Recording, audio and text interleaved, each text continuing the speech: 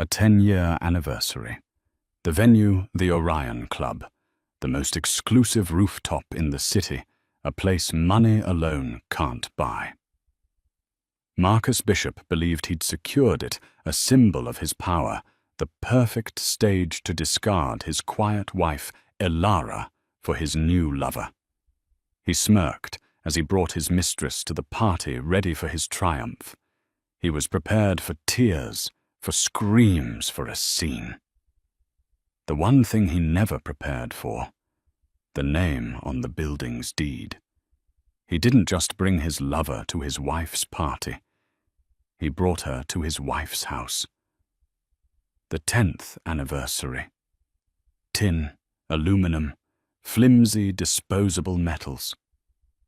Marcus Bishop found this fitting, though he'd never say it aloud. He looked across the breakfast table at his wife, Elara. She was, as always, immaculate, dressed in a simple cream-colored cashmere sweater, her dark hair pulled back in a neat chignon. She was reading a physical newspaper. Not a tablet. A newspaper. The Wall Street Journal. He'd long mistaken her quiet analog habits for a lack of ambition. "Elara, darling," he said, not looking up from his phone where he was approving the latest wire transfer for his new condo. "About tonight. I've handled everything. You just need to be ready by 7. Wear the blue dress, the sapphire one." Elara slowly lowered the paper, her grey eyes unnervingly calm. "The blue one. Of course, Marcus. You said the Orion Club. I'm surprised you got a reservation. I hear the waiting list is 3 years long." Marcus finally looked up, a smirk playing on his lips. He was a man who looked like a casting call for corporate raider. Sharp suit, expensive watch, and a smile that never quite reached his eyes. "Please, darling. Waiting lists are for civilians. I made a few calls, pulled some strings. The general manager, a man named Julian Vance, owes a friend of mine a favor. It's done. It's the best. Only the best for our 10th. He thought of how the best was currently waiting for him in his downtown condo, a condo Elara knew nothing about. He thought of Chloe. Elara simply nodded, folding the newspaper with precise, economical movements. "That was very clever of you, Marcus. I'll just pop by Carla's patisserie this afternoon to pick up a small cake for dessert. Shall I? As a little thank you." "Don't bother," he said, standing and adjusting his Savile Row tie. "They're handling everything. I've commissioned a 6-tier masterpiece. You just focus on looking beautiful. It's what you do best."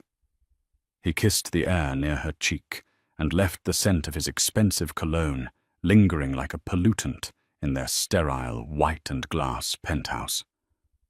Elara sat alone for a long moment. She picked up her own phone. She did not call the patisserie. She speed-dialed a single number. "Julian?" she said, her voice changing. The quiet, passive tone was gone, replaced by a clipped, authoritative alto. "He's on his way to the office. Yes, he's very proud of himself. He thinks he pulled strings to get his own anniversary party at your club." A warm, amused voice replied on the other end. "He's also very proud of the invoice I sent him, which you paid from your personal account 5 minutes later. The man doesn't check his own bank statements, does he?" "Elara, he only checks the balance of his accounts, Julian, never the joint one. He thinks it's for household expenses, groceries, my little charity luncheons. He considers it beneath him. And the guest list. He sent his final version this morning. There's a new addition, a Ms. Chloe Jennings, listed as his executive assistant." Elara's knuckles went white as she gripped the phone. "Yes, I expected that. She is to be admitted without question. She is in fact the guest of honor. Is everything else in place?" "The legal team is on standby. The board members have been quietly summoned. and the security detail is briefed. They are all looking forward to tonight, boss." "Thank you, Julian," Elara said. She hung up and looked out the window down at the city that bustled and thrummed below. Marcus thought he was the king of this city. He thought Bishop Dynamics was the pillar holding it up. He thought she was just one of his pretty possessions. Marcus had forgotten who she was before she was a bishop. People always forgot about the Vances. The Vances had built the pillars, and tonight she was going to remind him. The Orion Club was not just a venue. It was a statement.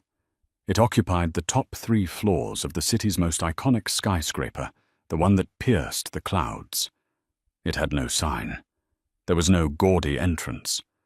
There was only a single unmarked obsidian door on a quiet side street, manned by 2 men in impeccably tailored black suits. When Marcus and Elara pulled up in their black Bentley, Marcus all but jumped out, leaving the doorman to help his wife. He strode to the entrance, puffing his chest. "Marcus Bishop, party for 80. The doorman didn't even look at a list. He simply inclined his head. "Welcome, Mr. Bishop. Mrs. Bishop. We've been expecting you. Mr. Vance is awaiting you upstairs." They were escorted to a private elevator, all brushed bronze and dark mahogany.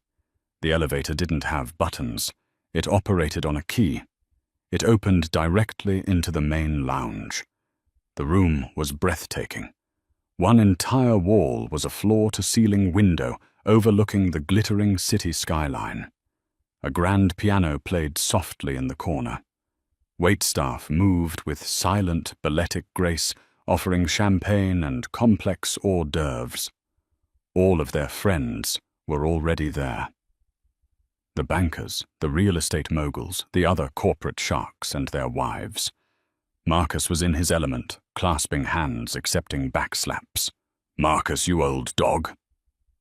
"How did you score this place?" shouted one of his associates, a man named Peterson. "You know me, Frank," Marcus boomed. "I get what I want, and my Elara deserves the best." He wrapped a possessive arm around Elara's waist. She smiled a perfect, polished, empty smile and accepted a glass of champagne. Then the elevator doors opened again. A young woman stepped out. She was stunning in the way a sports car is stunning, all bright red, sharp curves and aggressive lines. Her red dress was cut dangerously low. Her blonde hair was platinum, and her eyes were fixed like a predator's on Marcus. This was Chloe Jennings. She walked directly to Marcus, ignoring Elara completely. "Marcus, darling," she purred loud enough for the nearest cluster of guests to hear. "I'm so glad I made it. The traffic was hell." Marcus, to his credit, looked momentarily panicked. He hadn't expected her to be so bold so soon. "Chloe," he said, his voice tight. "So glad you could make it. You know my wife Elara, of course." Chloe finally turned her gaze on Elara. It was openly dismissive. She looked Elara up and down, from her elegant but modest sapphire dress to her understated pearls. "Oh, right, the wife. Hi, cute dress. Is it vintage?" Before Elara could reply, Marcus steered Chloe away. "Let me get you a drink, Chloe. You must be parched." Elara watched them go. She saw the whispers. She saw the other wives looking at her, some with pity, some with a cruel, satisfied schadenfreude. They had all been waiting for the bulletproof Marcus Bishop to slip. And here it was, in a tight red dress, holding his hand at his own anniversary party. Elara simply took a sip of her champagne. She caught the eye of the general manager, Julian Vance, who was standing near the grand staircase. He was a handsome, silver-haired man, his suit even more expensive than Marcus's. He gave her a subtle, concerned look. Elara responded with the smallest, slightest nod. "Everything is proceeding as planned." Julian nodded back, then moved toward the center of the room. The trap was set. The bait had been taken. Now they just had to wait for the groom to spring it on himself. The party was by all accounts a spectacular success. The food was exquisite, the champagne flowed like water, and the view was intoxicating. Marcus, however, was growing more intoxicated on his own ego. He had Chloe on one side, Elara on the other, though he had barely spoken to his wife in an hour. He was holding court, telling a loud, boastful story about a recent hostile takeover. Chloe hung on his every word, her laughter just a little too loud, her hand finding its way to his arm, his shoulder, his back. The guests were masters of polite society. They pretended not to see. They engaged Elara in trivial conversation, which she handled with her usual placid grace. "Elara, the new wing on the museum, is just divine," said one woman, Mrs. Atherton. "Your foundation's work is just so sweet." "Thank you, Cynthia. We're just happy to support the arts," Elara replied. "You're so modest," Chloe cut in, sliding into the conversation. "I find charity work so quaint, like a hobby. I'm more of a hands-on girl. I'm in mergers and acquisitions. What's that saying, go big or go home? Right, Marcus?" Marcus beamed at her. "That's my girl, a real shark." Elara smiled. "Oh, I agree, Miss Jennings. It's so important to go big." Finally, Marcus signaled the pianist, and the music softened. He clinked a knife against his crystal glass. The room quieted. "Friends," he began, pulling Chloe just a little closer to him. Elara stood on his other side, a statue of wifely support. "Thank you all for coming. 10 years. A decade." He looked at Elara. His smile was thin reptilian. "A decade with this woman, Elara. She's been a wonderful partner, a great hostess, a true asset to my brand. We've built an empire." The crowd applauded politely. Elara's expression did not change.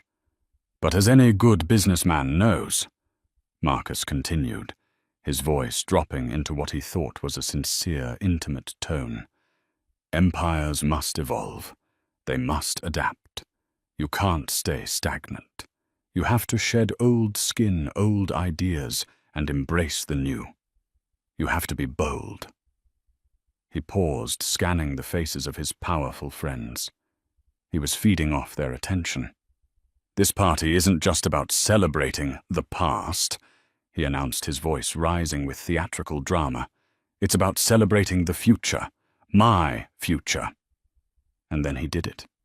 He dropped Elara's hand and grabbed Chloe's, pulling her in front of him. He held her hand aloft like a trophy. "Chloe Jennings," he declared, "is not just my executive assistant. She is my partner. She is my future. We are in love." The silence in the room was absolute. It was so quiet, Elara could hear the ice shifting in Mrs. Atherton's glass. Chloe beamed a triumphant, venomous smile aimed directly at Elara. She thought this was her coronation. "And I wanted you all to be the first to know," Marcus said, his arrogance swelling to fill the vacuum. "Elara and I have discussed this, and she has graciously agreed to step aside so that I can pursue my happiness. So let's toast, not to the last 10 years, but to the next 10, to new beginnings." He raised his glass. Chloe raised hers. Not a single other person in the room moved.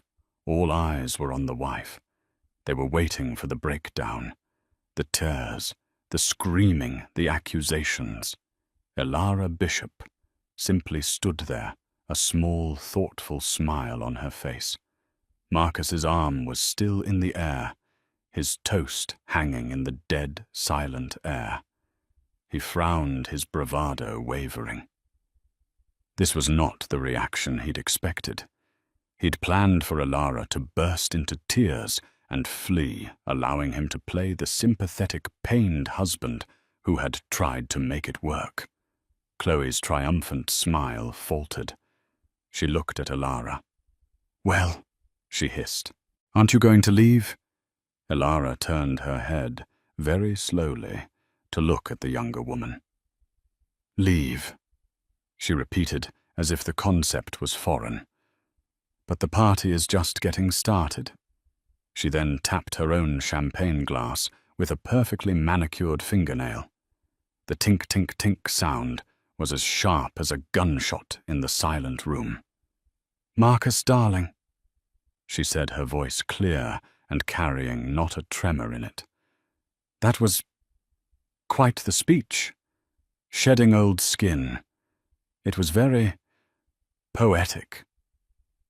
Marcus lowered his arm, his eyes narrowing. "Elara, don't make this difficult." "I have no intention of making it difficult," she said, stepping forward. She was now the center of the room. "I just feel as your wife of 10 years, I should be allowed to say a few words of my own. Don't you?" She didn't wait for an answer. She turned to the stunned crowd. "Hello, everyone," she said, as if she were at one of her charity luncheons. "I want to thank you all for coming. Marcus is right. 10 years is a significant milestone. He's also right that he's built an empire. Bishop dynamics is a force to be reckoned with. It's been featured in Forbes and the Wall Street Journal." Marcus relaxed slightly. He crossed his arms, smirking. She was going to praise him. Good. This was the classy, dignified exit he'd wanted. "He told me," Elara continued, her voice light and conversational, "that to get this venue, the Orion Club, he had to pull strings, that he called in favors, that the general manager, Julian Vance, owed him one."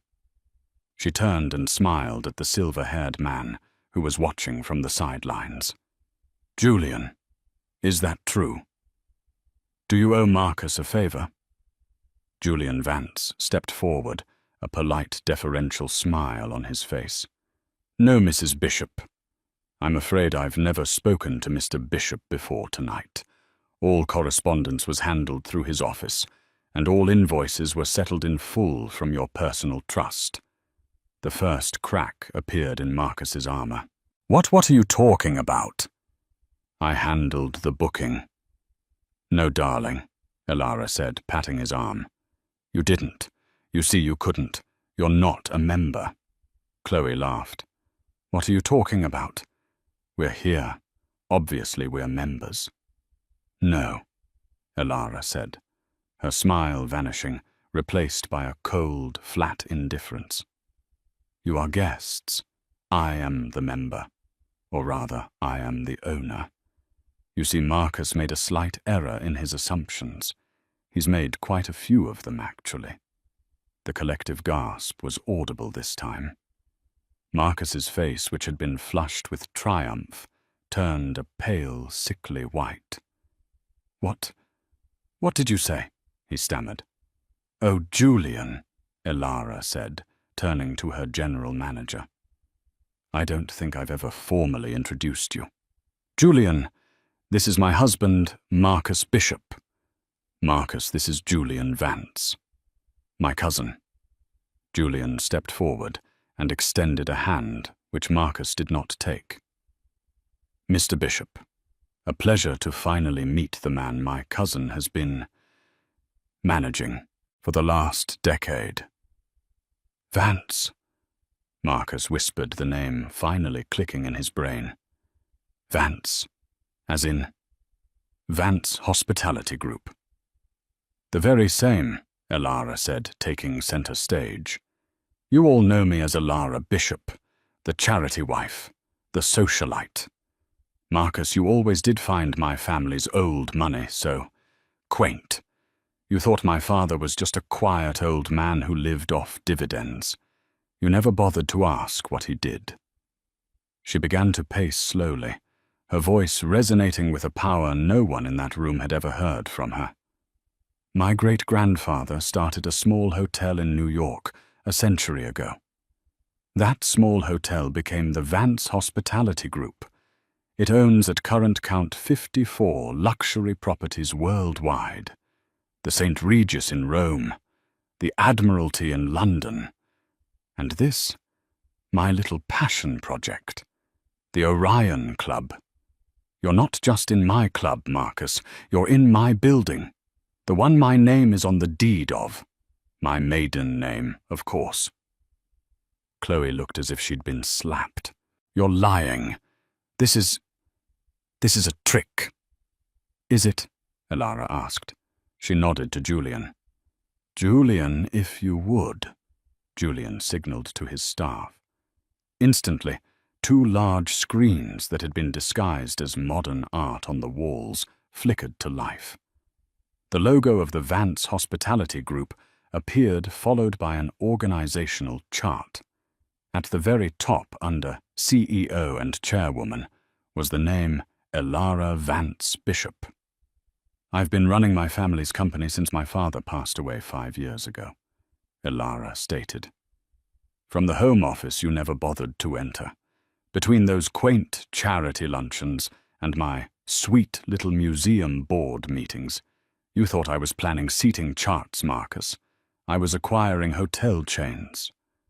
Marcus was hyperventilating. But, my company, Bishop Dynamics, I built that. Did you? Elara asked, her voice laced with ice. That's the second and far more critical error you've made. You see, Marcus, Elara continued, you started Bishop Dynamics with your own money. That's true. You had vision. But about 6 years ago, you over-leveraged.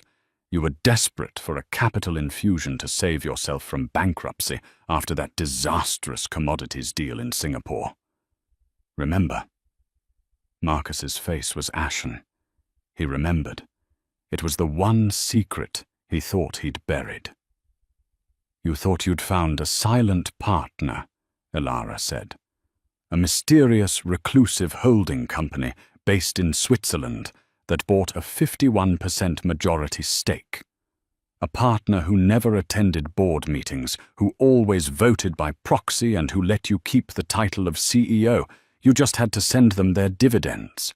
You thought you'd gotten a sweet deal from some old European aristocrat. She clicked a small remote.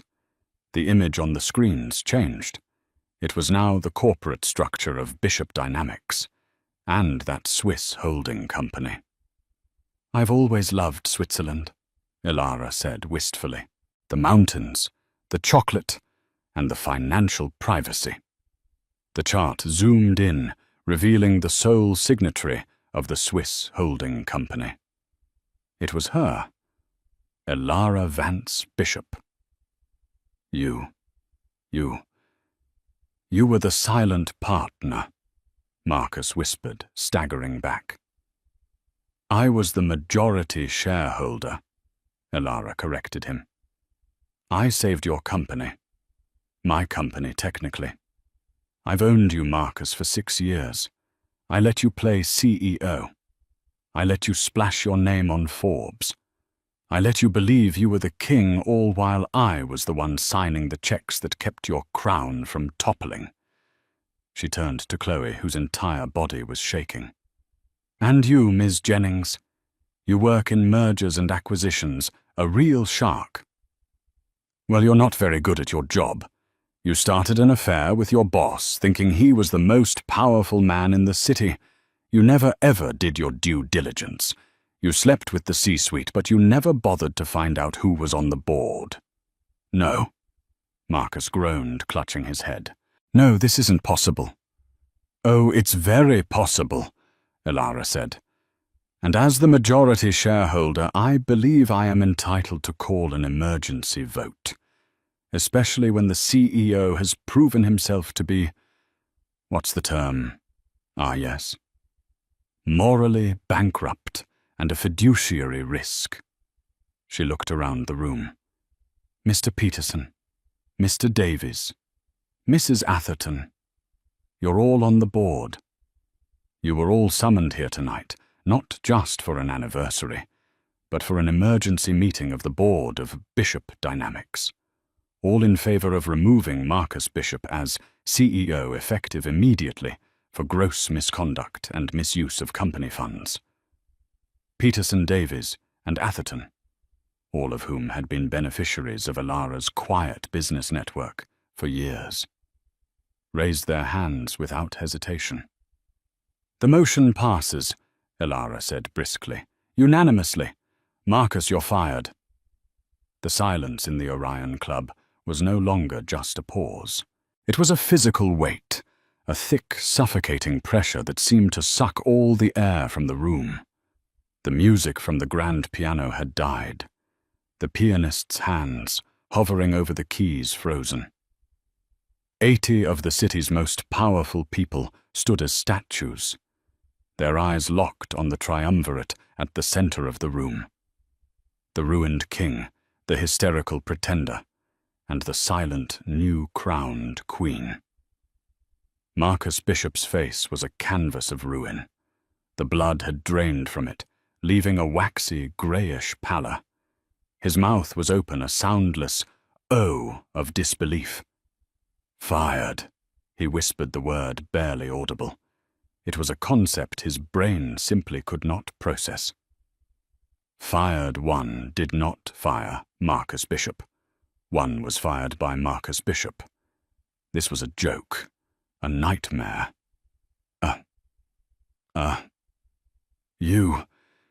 You bitch!" The scream ripped through the silence, raw and violent. It was Chloe. Her face, which moments ago had been smug with triumph, was now a grotesque mask of fury. This was not the plan.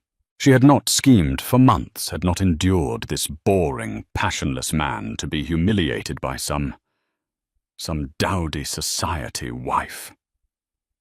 "You lying bitch!"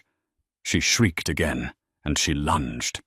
She was fast fueled by pure, unadulterated rage. Her hands, with their long, blood-red nails, were aimed at Elara's face. She never even got close. It was not a scramble. It was a display of sheer, effortless professionalism. Two men in dark suits who had been standing impassively by the main staircase moved with a speed that was terrifying. They were not bouncers. They were executive protection. Before Chloe had taken her second step, one guard, a tall, broad-shouldered man named Thomas, had stepped in front of Elara, acting as a human shield. The other Aaron, built like a linebacker, intercepted Chloe mid-lunge. He didn't grab her. He caught her. His left hand encircled her right wrist. His right hand seized her left bicep. Her forward momentum was stopped so abruptly she was nearly lifted off her feet. There was a sickening, quiet pop as her shoulder joint was hyperextended. Let me go," she screamed, her voice cracking with pain and fury. "Get your hands off me.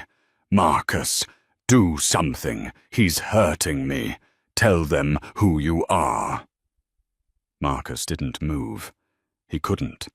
He was still staring at Elara, his mind a cascading avalanche of numbers and names. Vance Hospitality, Swiss Holding, Helveticus Capital, 51%. "Elara," he stammered, his voice hoarse. This is a joke. A very, very bad joke. Stop it. Stop this right now. You're embarrassing yourself." Elara looked at him, her grey eyes as cold and flat as a winter sea. "Embarrassing myself?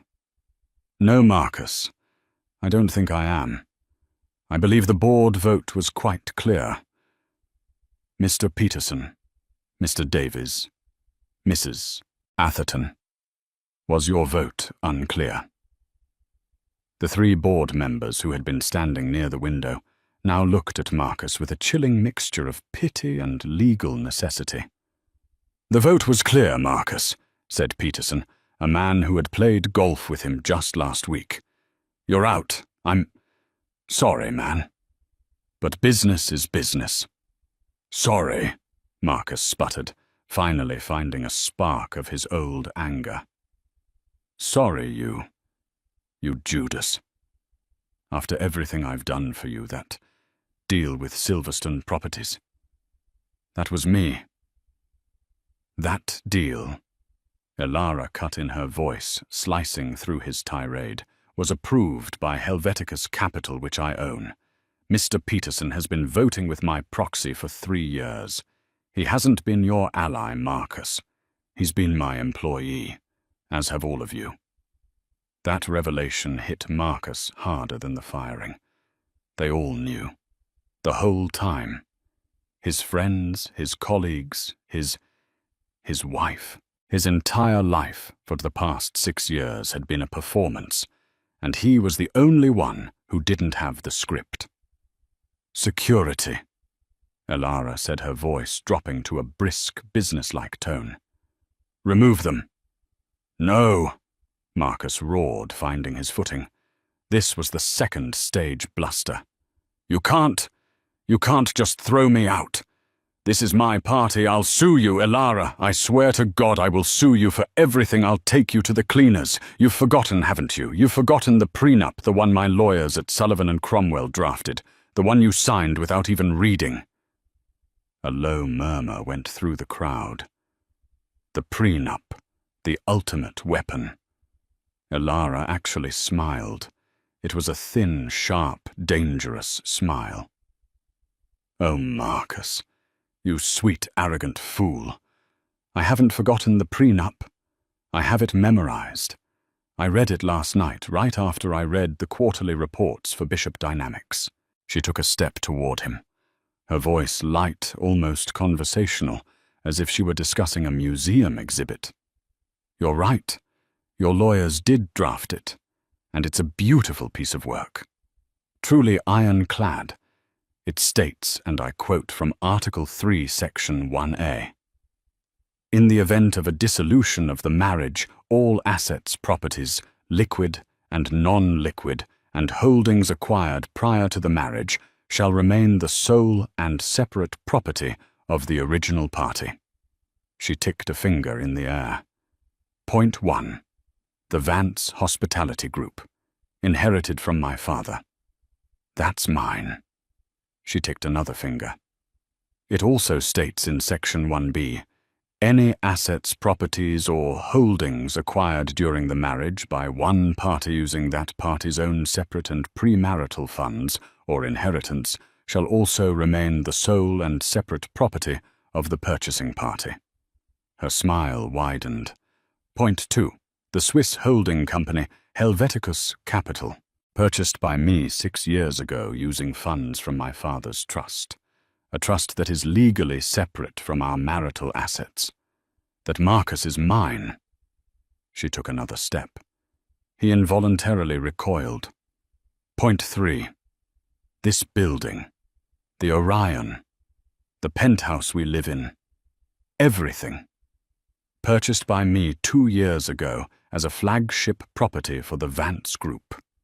Also, mine. She was standing directly in front of him now. Which brings us to the company. Bishop Dynamics, your baby. Since 51% of it is owned by Helveticus Capital. Well, you're a numbers man. You can do the math. That's mine, too. She tilted her head. So let's review your prenup, shall we? What does that leave you? It leaves you and I, quote Article 3 again, with all assets and properties you brought into the marriage, which, if I recall, consisted of a leased BMW 7 Series, a bachelor apartment in a mid-range building on the west side, and, oh yes, a truly staggering amount of self-confidence. The car was returned to the dealer in 2016. The apartment was sold to fund your initial stake in Dynamics.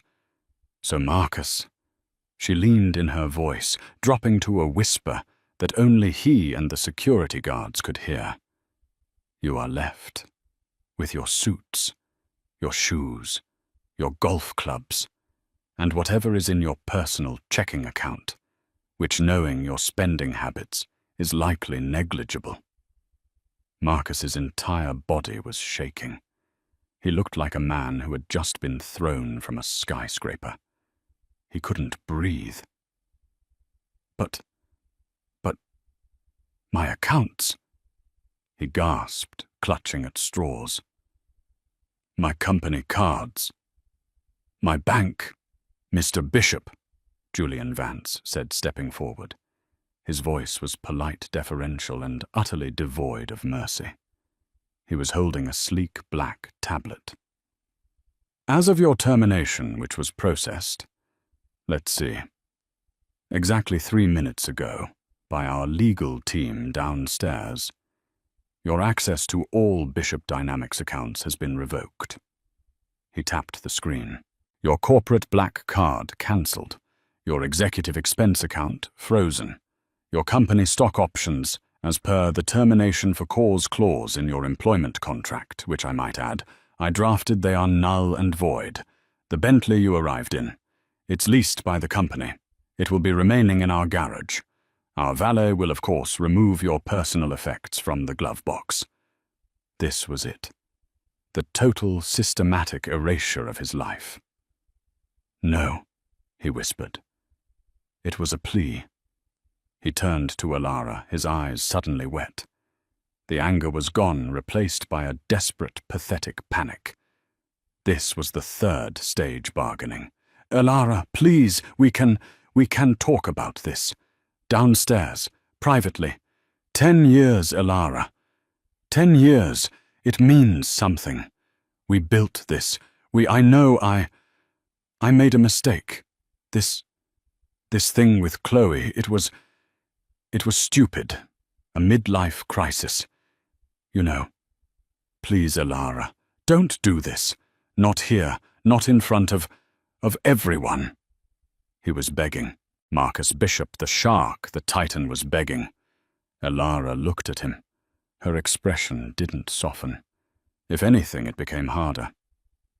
You're right, Marcus. 10 years. And in 10 years you never once saw me. You saw an assistant, a hostess, an accessory. You saw a quaint hobbyist who you could pat on the head while you went off to play CEO with my money. She gestured to Chloe, who was now sobbing a broken, whimpering sound, her face a mess of running mascara and snot. The guard, Aaron, was holding her up as if she were a misbehaving doll. You didn't make a mistake, Marcus. You made a choice. You chose to stand here in my building at a party I paid for and publicly humiliate me. You thought you were discarding me. You thought you could just throw me away. You were so keen on shedding old skin. You misidentified which one of us was the snake. You weren't the predator, Marcus. You were just the skin waiting to be shed. She turned away from him. The dismissal was so total, it was as if she had physically slapped him. Julian, she said. Continue.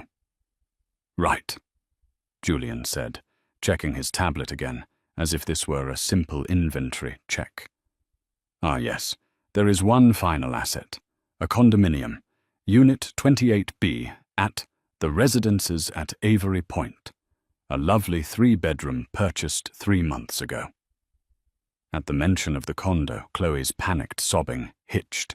Her head snapped up, her eyes wide with a new dawning horror. A $3.2 million purchase. Julian continued, his voice echoing in the dreadful silence. A beautiful gift, I'm sure. Except you didn't buy it with your personal funds, Mr. Bishop. You bought it using the Bishop Dynamics Executive Expense and Discretionary Fund. Marcus's blood ran cold. That was a corporate investment, eh? A long-term executive rental, was it? Julian asked, raising an eyebrow. Because the deed is listed under Miss Chloe Jennings, and the expense report, which you signed, lists it as market research and client relations, a rather creative term for it. He looked at Alara.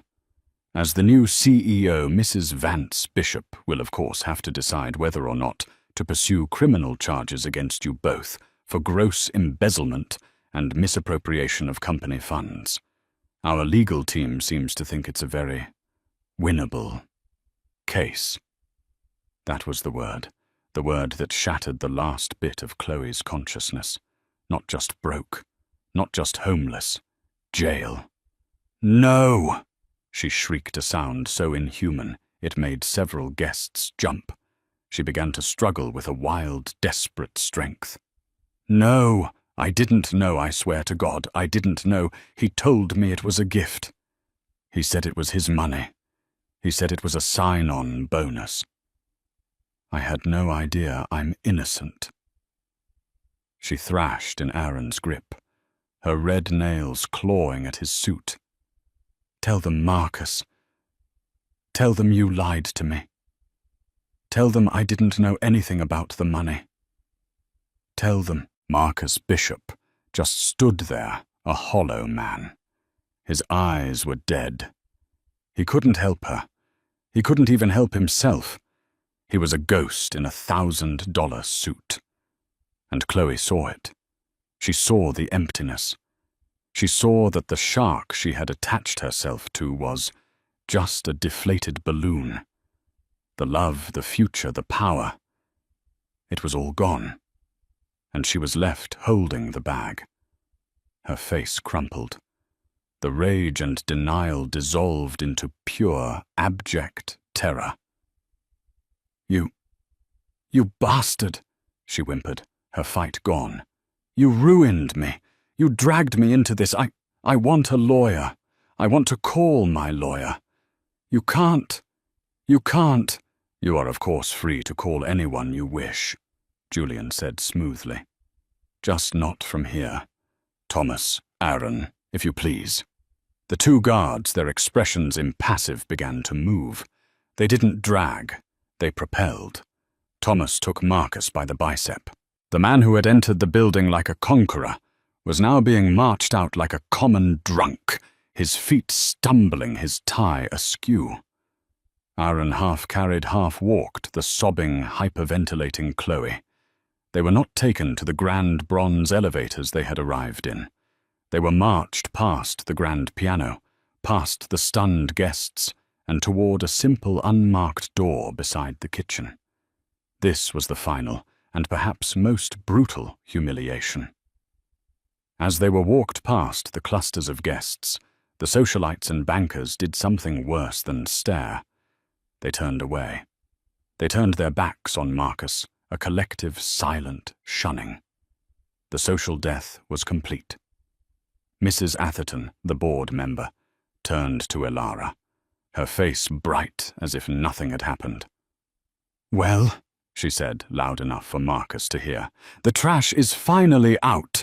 Alara, darling, you must give me the name of your new general counsel.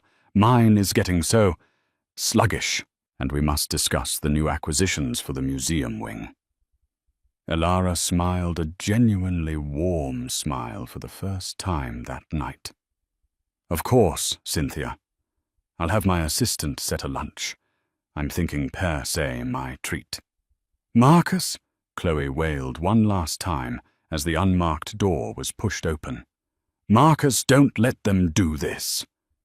The door revealed not a hallway, but a cold, steel-paneled service elevator, the kind used for hauling garbage and laundry carts. Julian Vance pressed the call button. "Ground floor," he said to the guards, "which will deposit them in the service alley on 58th Street. I'm afraid they'll have to find their own way home. I would suggest a cab or an Uber, but, well," he gestured to Marcus's pocket where his now useless company cards resided. "That might be a problem." The guards pushed the two of them inside the freight elevator. The bright, garish red of Chloe's dress looked obscene against the dull, scratched steel. Marcus, his shoulders slumped, didn't even look up.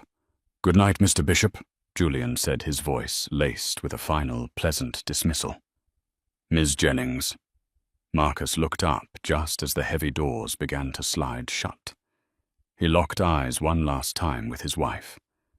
Elara was standing where he had left her in the center of the room. She was the picture of calm, of power, of absolute control. She was bathed in the warm, golden light of the chandeliers, and she was surrounded by her guests in her club. She didn't look angry. She didn't look triumphant. She just looked finished. She slowly raised her champagne flute, the one he had given her for their toast. She held it aloft, not in a toast to him, but in a final farewell at him. Then the heavy steel doors slammed shut with a definitive echoing clang. The lock engaged with a loud chunk. They were gone. The heavy metallic clang of the service elevator door echoed through the grand ballroom of the Orion Club. The lock sliding home was a sound of absolute finality, a full stop on a 10-year sentence. For a long, suspended moment, the entire room held its breath. The only sound was the faint, distant horn of a taxi on the street 50 floors below. 80 of the city's elite stood motionless, their champagne glasses frozen halfway to their lips. All eyes were on Elara. She stood alone in the center of the room, her back to the service door. She was still holding her champagne flute aloft, the pale gold liquid catching the light of the crystal chandeliers. She held the pose for 1, 2, 3 seconds. Then very slowly, she let out a breath she hadn't realized she'd been holding for a decade.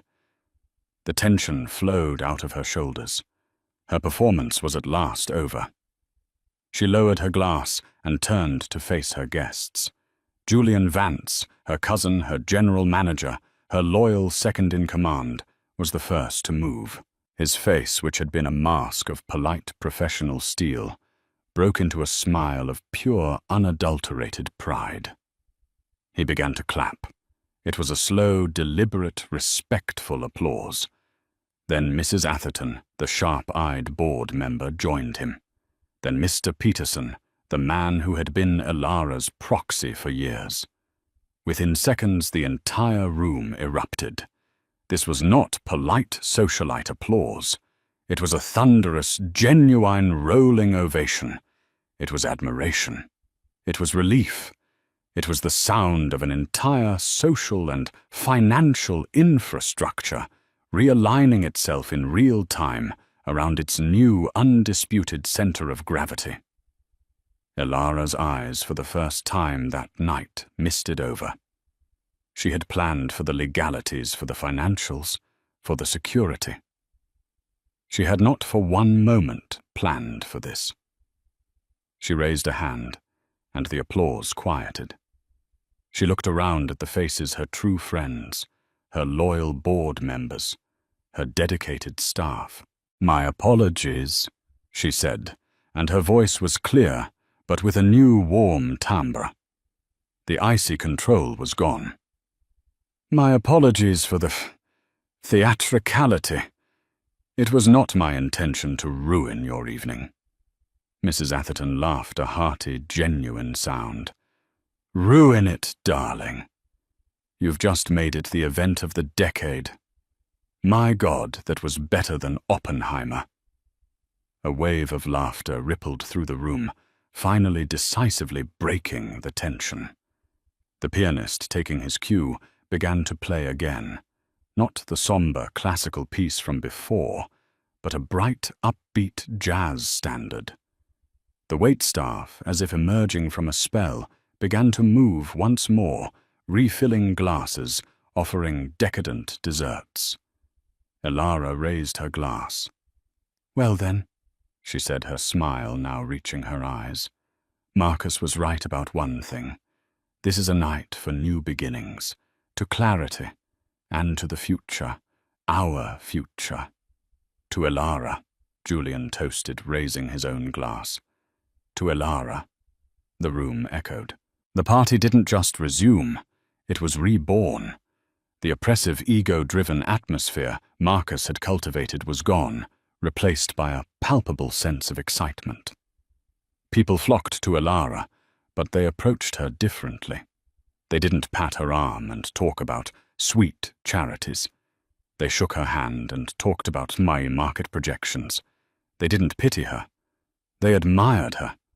She was no longer Mrs. Bishop, the appendage. She was fully and finally Elara Vance.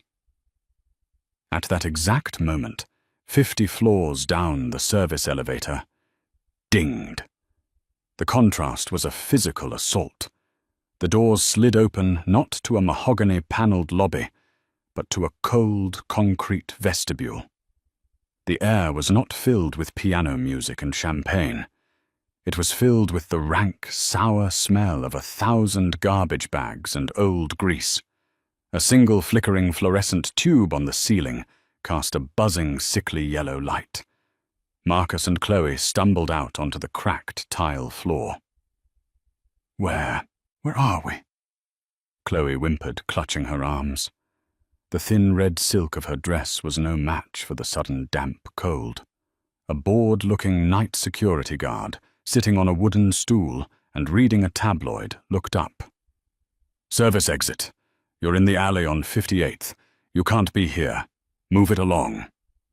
You don't understand," Marcus stammered. He was on autopilot, his mind a white void of static. I'm Marcus Bishop. I live here." The guard looked him up and down the $1,000 suit, the disheveled hair, the hollow, shell-shocked eyes. "Yeah, pal. And I'm Batman. I said beat it. I'm not paid to deal with the overflow from the party." He pointed to a heavy, steel-plated door. "That's the alley. Don't let it hit you on the way out." Chloe, her terror momentarily eclipsed by her rage, turned on Marcus. "This is your fault," she shrieked, her voice echoing horribly in the small, concrete room. "You told me. You said you were a king. You said you had everything. You're nothing. You're a fraud." She began to hit him, pounding her small fists against his chest. "You ruined me. You dragged me into this embezzlement. They're going to put me in jail. I'm not going to jail for you.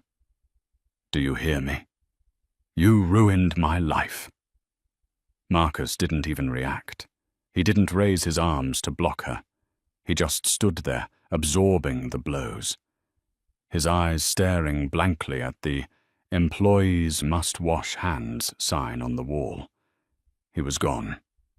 The man he thought he was had been executed in front of 80 people. This was just the shell. The guard sighed, rolled up his tabloid, and stood. "All right, that's enough. Out. Now." He shoved the steel door open, revealing the alley. It was raining. Not a gentle rain, but a cold, miserable, wind-driven drizzle that turned the city's grime into a slick black paste on the cobblestones. Steam rose from a nearby manhole. The alley was lined with mountains of black garbage bags and rows of dented, overflowing dumpsters. A large rat skittered from one pile to the next. "Go on," the guard said, jerking his thumb. Chloe, blinded by tears of mascara and rage, stumbled out first. Her stiletto heel, designed for plush carpets, immediately sank into the gap of a storm drain. She twisted her ankle, crying out in pain, and fell, catching herself on the hood of a parked, filth-covered truck. Her red dress was now smeared with grime. Marcus shuffled out after her, like a man walking to the gallows. The steel door slammed shut behind them. The click of the bolt was as final as the one on the elevator. They were alone. In the dark. In the rain. My purse," Chloe sobbed, pulling out her phone. The screen was cracked from her fall. "I left my purse upstairs." "My phone. The battery is at 2%. Marcus, call. Someone call an Uber. Call your driver." Marcus mechanically reached into the pocket of his bespoke suit. He pulled out his top-of-the-line smartphone. He pressed the power button. Nothing. He pressed it again, holding it down. The screen remained black. It was dead. Utterly, completely dead. He remembered Julian's voice. "Your access has been revoked." It wasn't just the accounts. Ilara's tech team had remotely wiped and bricked his corporate phone, his corporate tablet, and his corporate laptop the second the board vote was finalized. He was digitally excommunicated. It's dead," he whispered, the rain dripping from his hair onto the useless black rectangle in his hand.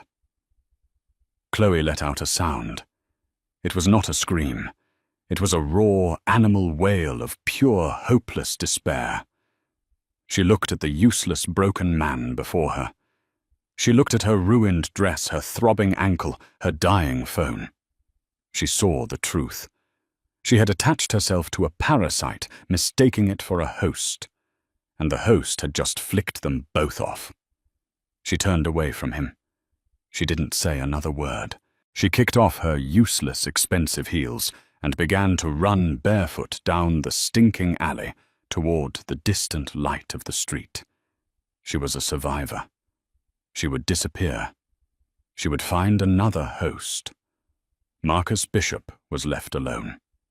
He slowly, woodenly sank down until his back hit the cold, wet brick wall. He slid down heedless of the garbage and filth and sat on a pile of sodden cardboard boxes next to a dumpster. The man who just 3 hours ago had been the toast of the town sat in a dark alley in the rain with nothing. He had lost his company, his wife, his mistress, his homes, and his name all in the space of a 10-minute toast. Ilara did not return to the penthouse that night. She stayed at her private residence on the top floor of the Orion Club, the one Marcus never knew existed. She slept for 10 hours, a deep, dreamless sleep. She awoke to the sun streaming through her floor-to-ceiling windows, the entire city spread out below her like a kingdom. Her personal phone was buzzing on the nightstand, not with panicked calls from friends, but with alerts from Bloomberg. The Wall Street Journal and Forbes. The story had broken. Vance heiress stages boardroom coup, ousts husband Marcus Bishop from namesake company. The ultimate hostile takeover inside Ilara Vance's 10-year plan. She drank her coffee, read the stories, and smiled. They'd gotten most of it right. At 9:00 a.m., she arrived at the headquarters of Bishop Dynamics. She had not been to the building in over a year. The security guard at the front desk, a man named Robert, snapped to attention. "Good morning, Mrs. Vance Bishop. Congratulations." "Good morning, Robert," she said, smiling and using his name. Marcus had never known his name. "Has our guest arrived?" "Yes, ma'am," Robert said, his eyes glinting. "He tried to get in at 7:00 a.m., said he was the CEO. I showed him the new directory." Ilara looked at the massive digital screen in the lobby. Where it had once read, Marcus Bishop, CEO and founder, it now read, Ilara Vance, Bishop Chairwoman and CEO. "He's, waiting across the street, ma'am. He seems upset." Ilara glanced out the glass doors, and there he was, Marcus. Still in his suit from last night, now crumpled, damp and stained. His hair was plastered to his head. He was trying to use a payphone. He was shouting into the receiver. He was locked out. Literally. "Thank you, Robert," Ilara said, and she strode to the elevator bank, which opened instantly at the tap of her new keycard. She rode up to the CEO's office. His office. It was a monument to his ego. Dark mahogany, heavy leather chairs, walls covered in trophies and photos of himself shaking hands with other powerful men. Her new assistant was already there. "Good morning, ma'am." "Good morning," Elara said, walking to the massive desk. "My first order. Get a design team in here. I want all of this gone." She swept her hand across the room. "All of it. I want glass and light and modern art. And send a crew to the lobby. Ma'am, I want the name Bishop Dynamics chiseled off the wall. This is a Vance company now. Rebrand it as Vance Urban Development." She sat down in his large leather chair. It was surprisingly comfortable. "Second, contact our legal team. I want them to file the embezzlement charges against both Mr. Bishop and Ms. Jennings, and freeze the deed on that condo. We're seizing it as a company asset." "And Mr. Bishop?" the assistant asked. "He's been trying to call all morning." "His lawyers will eventually contact ours," Elara said, booting up her new computer. "He signed a prenup that leaves him with nothing. However, the prenup also had an infidelity clause he forgot about, which he is in breach of. But I'm feeling generous. Tell the legal team to offer him a one-time severance payment. $50,000. In exchange, he signs a permanent ironclad NDA and waives all future claims. It's more than he deserves, and it's less than the cost of a lawsuit. It's just clean." The divorce was the fastest in New York high society history. Marcus faced with jail time for embezzlement, and a legal team that could bury him for decades took the deal. He signed the papers, took the check, and vanished. The last Elara ever heard, he was living in a small rented apartment in Tampa, Florida, selling timeshares. He had aged 20 years. He was quiet. He was broke.